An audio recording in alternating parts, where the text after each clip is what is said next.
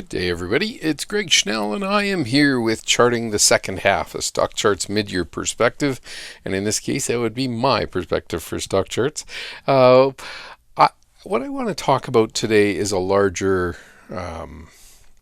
vision or not so narrow focus, but currently tech has really run the register rung the register, and as it's gone forward, I think one of the bigger things that has surprised me was, first of all, that it would surpass so quickly the February highs, and people have migrated, or investors have migrated directly into tech, and tech now makes up 28% of the S&P 500, and energy has dropped down to like 3%, and the financials have dwindled in their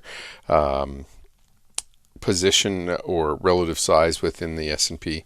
So all that suggests to me that we do have a pendulum swinging way over to the tech world, and we keep assuming that that world will hold together. What I would like to discuss is whether or not, if tech can hold it together, will we broaden out the rally with all of the Fed support and the government support to try and keep the rest of these industry groups going. And we know a few are going to fail. Restaurants are going to have trouble for a while. Maybe real estate has trouble for a while. But can we get some of these other groups that were typically big parts of bull markets back running again? And I want to talk specifically about that. And I've got some pretty good examples for you, and I think you'll find them quite encouraging. So will it widen out past the tech business, and will it include the laggards of energy and financials, and will it be welcoming to other parts of the economy? And when I look at restaurants, I think that area is just going to be so difficult. When I look at real estate, I think that area is so difficult. So I'm going to focus on the areas I think it can make a big difference in, namely energy, materials, and financials. So I'm going to start off with financials, and the big component of financials that we need to discuss is the banks. Obviously, they're going to be sitting there with loads of debt for the next little while, and can they manage to get through it? So I wanted to do a little bit of comparison work for you, but I still think that you don't have big bull markets if you don't have banks. And I know many people think that maybe it's because Apple's becoming a bank with their own credit card. Many people think that the banks aren't that important. Now, I would disagree that without money flow, we will stall. So I think the banks are very critical. The Fed used the banks to get their programs out. The government used the banks to get their programs out. And while the banks may have suffered, I think what we'll find here is the compression is already there, and now the question is, can they pop up? And I still expect people to be optimistic that the worst is behind the banks. And yes, they put aside some loan loss provisions, but can the banks make the turn? I think they do. And when will the banks make the turn? I think that's one of the bigger questions. But my charts would suggest that we should be on the lookout for that right now. So I would never count out Jamie Dimon when it comes to making money. He seems to have figured that out quite well. And as we start to look towards the bank charts, there's a lot of information there for us. And I'm going to just use one chart of the banks to help guide the conversation. And then from there, we'll show a little bit about some of the individual banks. But as we, as investors, learn more about the economy, the banks already have the data. And the reason I say that is they get to see everybody's financials. They've just gone through all the energy names. They're working through all the different business units. And so they're getting a pretty good summary of the global setup. And they're also getting a first look at where things are going. And while Jamie Dimon didn't exactly sound euphoric, I think he did a good job of saying, we definitely see some risks out there, but we think we can keep moving forward. So the chart I've put up here is the KBE, and I know it's too fine to read, so we're going to talk in big picture about it, and then I'm going to focus in on the last couple of years. So over on the left, what we see is the 2009 lows, and we had huge slide, obviously, and big wide moves on the banks. And then we rallied up and we got up to the 40-week moving average. We pulled back, and we did that for a while with a March low. We did that all the way into early July, and then from early July, we moved well up and above, taking out the previous highs that we had hit, and again running up, and then spending most of the third quarter moving higher, and in the fourth quarter drizzling a little bit off of that. We also have an election year, which makes this a little bit more difficult in terms of using the '08 comparison, the '09 comparison. '08, obviously, we fell and almost hit the election date. I think October 22nd was one of the big fall dates in October, and when we fell down there, that was pretty meaningful, and then we rallied back up to get us to the year end, and then fell apart again. So when we talk about this year, we're actually, I think we've had a large component of the fall behind us, and now we're obviously trying to rally. And the big difference now is that the Fed stepped on the gas pedal at the beginning rather than waiting for things to get worse and then kind of stepping in at the bottom. They stepped in well at the top to keep the gas pedal going. We're still going to find out how that works out, but anyway, that's kind of what they've done. But the big thing that I want to show here is that we had the screaming lows in the market, and then we had a big rally up, and then the volume really diminished. And as we came into the earnings period for the banks, and again, they were the cornerstone, or they were the epicenter of the whole financial crisis, they hit very low volumes and then started to rally out of that low volume. And as they did so, they came out quite spectacularly and moved up very quickly in the third quarter, rushing up from, I'll call it $17 to $20 on average. Now, there's a wide swath of banks in there, and there was lots of trouble going on, but that was kind of the picture. Over here on the right, we hardly saw any action towards the banks, relatively speaking, in terms of volume. We got up to 20 million shares a week, and back here we were doing, 60 million shares a week, and at the lows we got down to kind of the highs that we got in this current situation. So the real question is how do we move forward from here? And I think as the banks get more data and feed that information to the Fed, that's going to help the Fed place money. That's going to help the governments place money. And again, they're not going to lose their conduit to the market, either the Fed or the governments. They need the banks to kind of push this stuff through. So I expect that there's a pretty good two-way communication going here to help the governments target what's not working and help the banks deliver that. So all of this is setting up for a strong third quarter. Now, we're going to find out at the end of the third quarter how well it worked out. But currently, that's the way I see it. So what I want to focus on is, first of all, the fact that the volume wasn't anywhere near as severe in the banks, even as it was compared to 2016 when we had the lows there. We rallied up, we hit the 40-week moving average, we failed again, we came back down, we didn't make lower lows, and we took off to the upside. We've got numerous examples of these banks all of a sudden starting to look stressed, and then they seem to bounce out. That one also was a July low. They bounced out and took a roaring rally. This was a July low, a roaring rally. So I'm actually expecting the banks in the midst of all of this to rally over the next quarter. So let's zoom in on the charts and go in and talk about the KBE Bank ETF. So first of all, let's do some volume analysis. While it was falling, we did hit some relatively high levels, up around 20 million, and we had a moving average in around the 7 million or 8 million level. So we were doing double the volume, and that made sense. And then we got our hammer down March 23rd, and that was our first big up week. And the next week we had really quiet volume on the pullback, suggesting no sellers really showing up for work. We didn't have big volume on the rally out of the hole, but then we continued to build as the bank started to improve. And this selling wick was anybody who was unsure got out right here on this candle and then the market reversed and went on to win. So this was a pretty big statement, and we rallied up and we got up to the 40-week moving average, and then we've been moving really between the two of them for 4 or 5 weeks, and recently we've started to step down into just below the 10-week moving average or the 50-day moving average.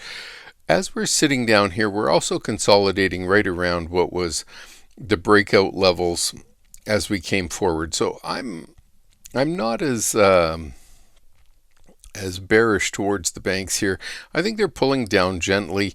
We had a really big week last week where we closed up on the week well off the lows back into the prior range, and now that we've had the earnings, as long as the banks perform well here in early July after giving out their earnings, we should be well on our way. But I think the volume tells us that as well. This candle here only has 2 days of volume, so I don't think it's really, we can't use it at the time of recording. But I think this candle here where we had below average volume on a big wide swinging week, not quite an outside bar, but pretty close, where we tested the prior high, dipped well below, and rallied all the way back up to be in the range of the prior weeks. That says to me there were some big buyers stepping into this at 28 and 29 levels and trying to hold this up here. So from a broader perspective, I think I like the bank setup here, and any sort of a higher high for the banks this week would be meaningful. Again, this is the regular bank ETF. There's also the regional bank ETF, and that's KRE. I'm just going to focus on the big one because I don't want to spend all of this and make it a financial conference. But when I go look at JP Morgan, who reported, I'm recording this on Tuesday, JP Morgan reported in the morning, and what we see here is a big break above the prior week, not even a test of it by the end of the day.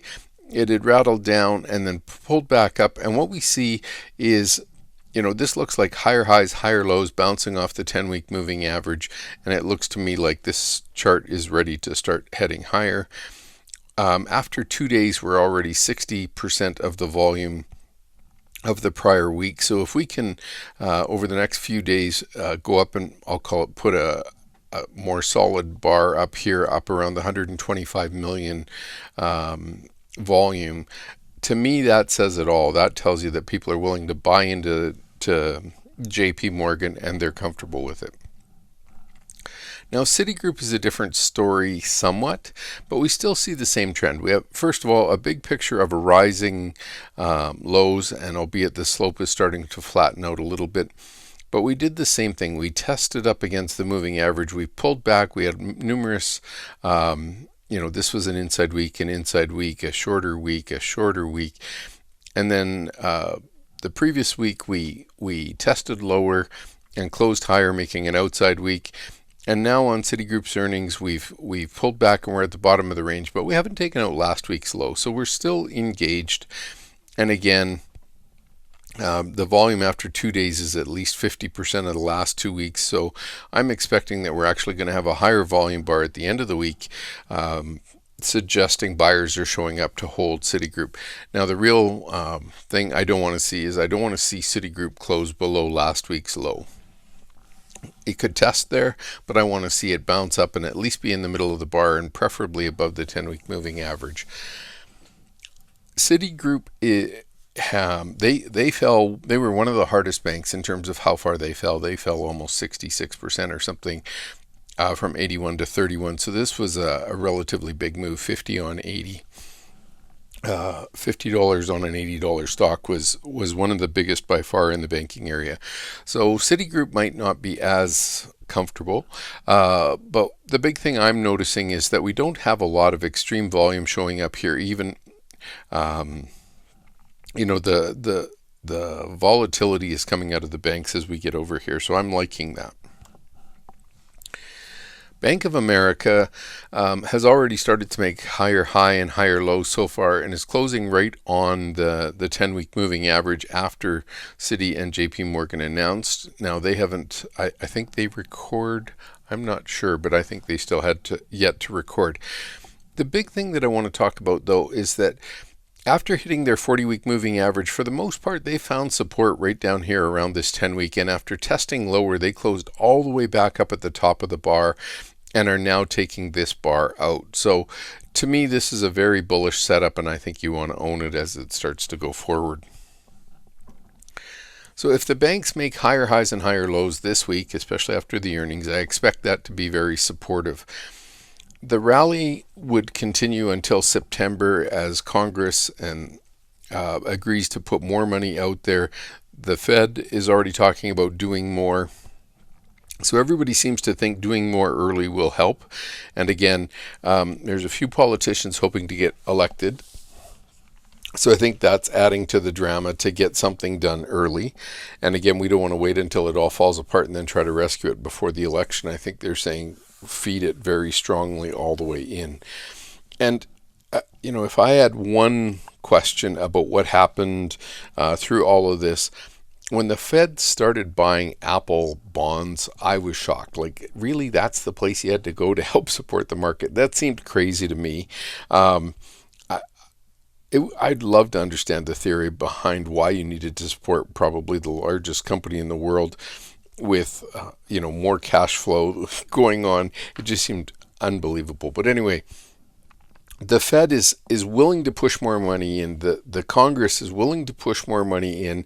We've got the election coming up, and everybody's gas pedal is fully forward to try and get this thing to stabilize in an upward trajectory, recognizing we're going to have pullbacks as the economy has to go into slowdown or shutdown. I don't expect shutdown anymore, but slowdown. And then as we start to turn the bottom out of here, the future may be cloudy, but it's still brighter than when we didn't know what to expect with the pandemic. And now we're starting to get better treatment responses. There's more discussion about some of the vaccines might be working. And it seems like every time the market pulls back, there's a vaccine conversation that pops up to move the Dow. So all of this looks to be very supportive. I think the banks are going to be one of the big supportive tools for the rally in the third quarter and probably into the fourth. Energy is a constant in bull markets, and I know that might sound like a radical statement because we know oil hasn't been a part of the bull market for a while. But the question is, which energy source? And so we need energy for bull markets. The real question is, what is the energy source? And I'll explain that in a second. But I want to cover off crude oil or liquid energy to start. And one of the reasons I think it will surprise in the third quarter and the fourth quarter is that crude oil continues to have decline rates. So every day as they pump oil out of the reservoir, normally what they would do is they would drill new wells to replace how much oil they've taken out, and they would continue to find new oil and keep pumping it up. And so it's something that has to continue on as a process where you keep adding new reserves while you're depleting older reserves as we go forward. So crude oil decline rates are one of the big pressure points for the oil business that, say, you might not have in some of the other businesses. Like a hotel room doesn't disappear, but crude oil does. Gasoline demand is normalizing already, and I think one of the big issues as we go forward here, the way the refinery stack comes out, we have had a lot of it targeted towards jet fuel, and heating oil is similar to jet fuel, but diesel fuel. We might end up pushing more of the refinery stack towards gasoline and diesel fuel for more trucking, the moving of goods, because we're moving smaller boxes to more places, smaller streets. Not as much wholesale movement, but more retail movement with online ordering. All of this adds up to be, we're still going to have shipping taking place, and the energy component is going to come back. Might not be as strong as it was, but much like the rest of the economy, it will continue to improve, and people will be looking for the improvement, not for the historical. One of the major hurdles for energy over the next few months or next few years, is that the mega projects continue to get shelved. And so we have a rally in oil and they start to talk about them, and then oil falls and they stop talking about them, and then oil starts to creep up again, and then all of a sudden we've had a problem. So each time these projects get shelved, we're not getting back to the point where we can keep replacing the decline rates or the depletion rates. And even at low prices, we stopped production briefly, but for the most part, as we go forward, low prices means producers won't put new oil into the market, or they won't drill for new oil. And as long as that's the case, that continues to tighten the position. So over the next 3 to 4 years, I actually see a point where we go through this teeter-totter, where we go from having an oversupplied market to having a much tighter supplied market, and the pendulum swings, or the teeter-totter swings the other way, and oil prices start to really push higher. The second major component I'd like to talk about, the bottom green line here is Brent. And what we see on Brent here is it's pretty much, or on West Texas is the green line. They haven't been able to push up, but what we see with Brent is it's still pushing higher. And again, Europe has different issues going on with the COVID virus, but obviously the hotspots that are showing up in the southern U.S. currently are adding a bit of friction to the whole recovery. What we see down here is the spread between West Texas and Brent, and it was humming along for 6 weeks or something continuous. Well, now that the U.S. has had the COVID flare-up, all of a sudden Brent is still rising and West Texas has stalled. I think that's a blip. I think over time we're going to start to see that rise back out of here. So all that to say, energy to me looks like an area that we are going to start to improve. And if I showed you a chart of just Royal Dutch Shell or whatever, if you go back and look in 2009, 2010, 2011, after you came through a big kind of depressionary force, you'll start to see on the Julys, roughly mid-year, all of a sudden it would start to ramp back up. I don't know if we'll see that, but to me it's the time to start looking for that to turn back up. And again, crude, even though it could have shot up and rolled right back over, it's held in here really, really solid. So I don't really expect to see a lot of weakness. Now I want to talk about different forms of energy. And did you know that solar and hydrogen names are some of the biggest winners right now? And that, I think that's a surprise for most people because they're all talking about tech. But I didn't include biomass on here, but if you just picked, let's say, these 9 as different energy sources, we still need energy. It's just how do we get it? So we get it from solar, wind, wave energy, oil, gasoline, heating oil, nuclear, hydro, or hydrogen. And all of these are different choices. But when I show you this table, this is from July the 14th. What we see on this chart is that Tesla is one of the best ranked StockCharts technical ranking out there. And if you go down, here's a copper mine, solar, hydrogen, solar ETF. For some reason I have it listed twice there. Vivint Solar, copper, solar and storage, Solar Edge Technologies, copper.